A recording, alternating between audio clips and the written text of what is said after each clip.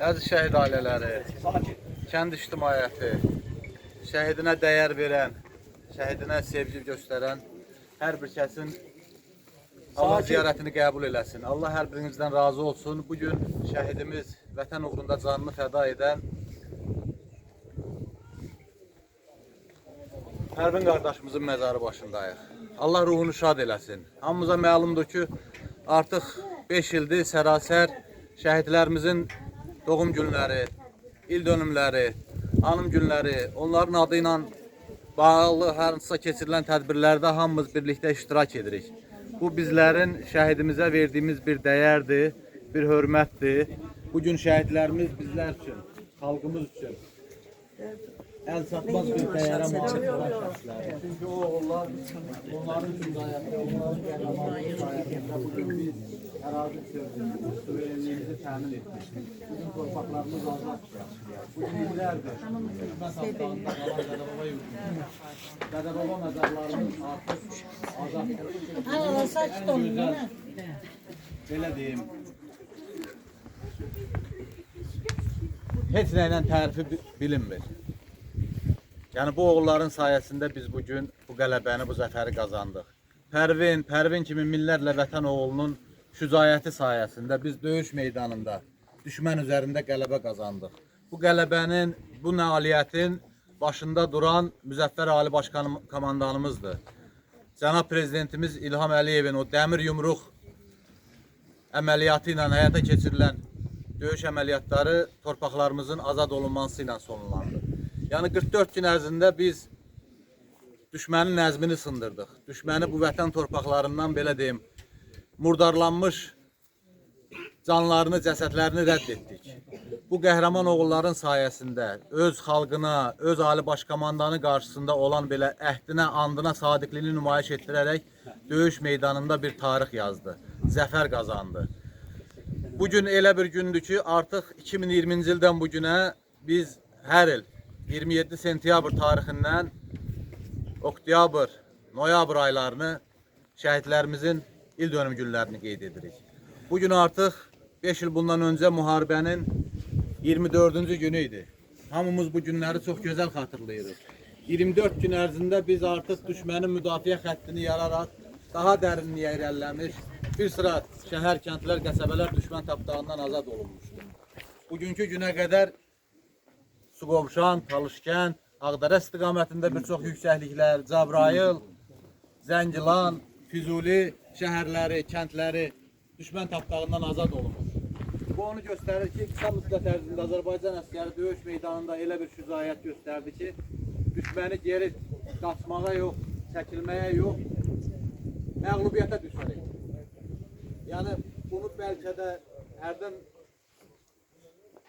danışanda şəhidlərimizin məzarı başında tədbirlərdə şəhid anaları bəzən deyir ki, siz elə danışırsınız, amma hər dəfə başqa şeylər danışırsınız. Belə deyim, eyniliyə yol verilmir. Çünki belə deyim, insan bəlkə də eşitdiyini danışmaq onun üçün rahat olar, amma gördüklərini danışmaq çox çətindir. Amma belə qəhrəman oğulların şücaətindən danışmaq, gördüklərimizi danışmaq bizlər üçün bir şərəfdir, bizlər üçün bir qürurdur. Pərvin də o oğullardandır ki, Azərbaycan ordusu sıralarında zabit rütbəsində xidmətə başlamışdı. Elə xidmətə başladığı ilk gündən Səngər həyatından xidmətə başlamışdı. İlk öncə Ağdam istiqamətində, ondan sonra Tərtər istiqamətində xidmətə başlamışdı. Bir gənc zabit olaraq, vətənpərvər zabit olaraq, torpağını, vətənini sevən, o rütbəyə, o geyimə, hörməti olan bir zabit olaraq Tərtər istiqamətində gedən xidmətini davam etdirirdi və vətən müharibəsi dövründə öz tağımının şəxsiyyəti ilə düşmənin başına od ələyən bir şəxsiyyətin, bir tağımın komandiri olmalıdır.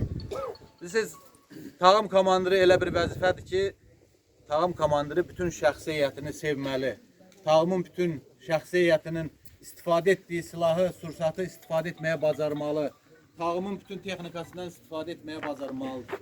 Yəni Pərvin də bu sənətə, bu peşəyə o qədər bağlanmışdı ki, tağımında olan bütün silahlardan istifadə etməyi mükəmməl bacarırdı. Yəni biz bunu çəkilişlərdə də görmüşük. İstər qumbaratandan istifadə etməyi, istər PK silahından istifadə etməyi, bunu özü göstərmişdi. Yəni bu onun, yenə deyirəm ki, o xidmətə, o tərbiyə, o rütbəyə, o vəzifəyə olan sevgisinin nəticəsi idi. Yəni Vətən müharibəsi dövründə də Pərvin öz üzərinə düşən vəzifəni şərəflə, məsuliyyətlə yerinə yetirdi. O şərəfin, o məsuliyyətin nəticəsi idi ki, onun tabeliyində olan şəxsi heyət öz komandiri ilə birlikdə nailiyyətlərə, zəfərə nail oldu. Siz, zabit həyatı çox maraqlı və keşməkeşli bir həyatdır.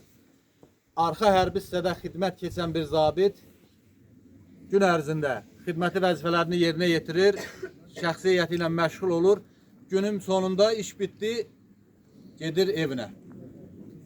Amma ön xəttdə səngərdə xidmət edən zabitin günün sonu yoxdur.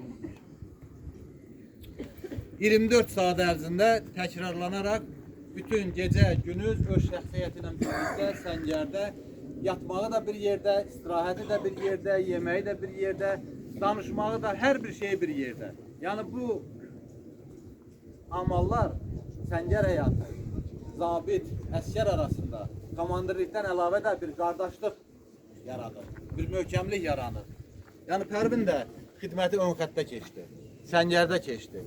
Yəni mənim Pərvinlə bir çox bu məsələlərlə bağlı söhbətlərim olmuşdu. Çünki illər öncə mən həmin ərazilərdə, həmin səngərləri qarış-qarış gəzmişdim, həmin əraziləri daha gözəl tanıyırdım.